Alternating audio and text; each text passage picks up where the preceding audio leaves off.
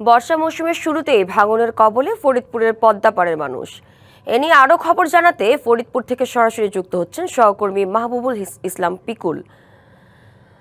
পিকুল, নদী ভাঙনে ক্ষয়ক্ষতি নিয়ে জানাবেন, কি বলছেন নদীপাড়ের মানুষ? ভাঙন রোধে প্রশাসনের পক্ষ থেকে কোনো উদ্যোগ নেওয়া হয়েছে কিনা? আপনার মাধ্যমে জানাতে চাই যে এই পদ্মা নদীটা কিন্তু একটা প্রমত্ত পদ্মা, ঘর স্রোত এই নদীতে কিন্তু প্রতি বছরেই একেবারে নদীর দুই পারে ভেঙে কিন্তু হাজার হাজার বসতবাড়ি, ফসলি জমি সহ নানান স্থপনা কিন্তু নদীগর্ভে বিলীন হয়ে যায়। মানুষ কিন্তু এখানে এক রাতেই, যাদের ধর্নাঢ্য ব্যক্তি কিন্তু একদিনই পথের ফকির হয়ে যায়, তারা কিন্তু রেল বস্তি অথবা আশ্রয়ণ প্রকল্প অথবা রাস্তায় রাস্তায় ঘুরে বেড়ায়, ফকির হয়ে যায় তারা। আমি দাঁড়িয়ে আছি যে ফরিদপুরের সদর উপজেলার নর্থ চ্যানেল ইউনিয়নের ইউসুফ মাতুব্বরের ডাঙ্গি। এখানে আপনারা দেখতে পাচ্ছেন যে এই নদীতে একেবারে যে ফসলি জমিগুলি আছে ইতিমধ্যেই একরকে একর জমি বিলীন হয়ে গেছে। হুমকির মধ্যে রয়েছে এখানকার যে একটা স্কুল এবং মসজিদ, মাদ্রাসা সহ বিভিন্ন গুরুত্বপূর্ণ স্থাপনা।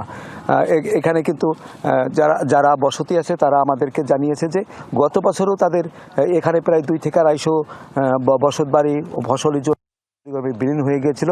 এবছরও কিন্তু তাদের এই স্থাপনা কিন্তু যে আকারে ভাঙছে, কিন্তু মুহূর্তের মধ্যেই বা কয়েকদিনের মধ্যেই কিন্তু ভেঙে যাবে বলে পরে তারা একটা তাদের অনিশ্চিত একটা ভবিষ্যৎ।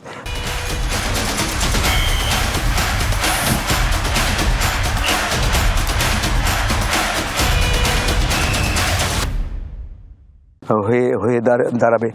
এছাড়া আমি ফরিদপুর পানি উন্নয়ন বোর্ডের নির্বাহী প্রকৌশলী রাকিব হোসেনের সঙ্গে কথা বলি। উনি আমাকে জানিয়েছেন যে পদ্মার যে চরাঞ্চল, এই অঞ্চলটা কিন্তু এমনি পলিবেষ্টিত, যার কারণে একটু পানি হলেই সেখানে কিন্তু ভাঙন দেখা দেবে এবং ভাঙনটা কিন্তু অনেক বড় আকার, যার কারণে কিন্তু দ্রুত একেবারে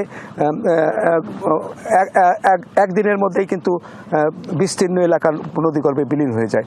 তো এই অবস্থার মধ্যে কিন্তু এখানকার যারা বসতি আছে তারা কিন্তু একেবারে ভাঙন আতঙ্কে নির্ঘুম দিন কাটাচ্ছেন। তো আমার কাছে ফরিদপুরের ভাঙনের সর্বশেষ খবর। পিকুল, আপনাকে ধন্যবাদ।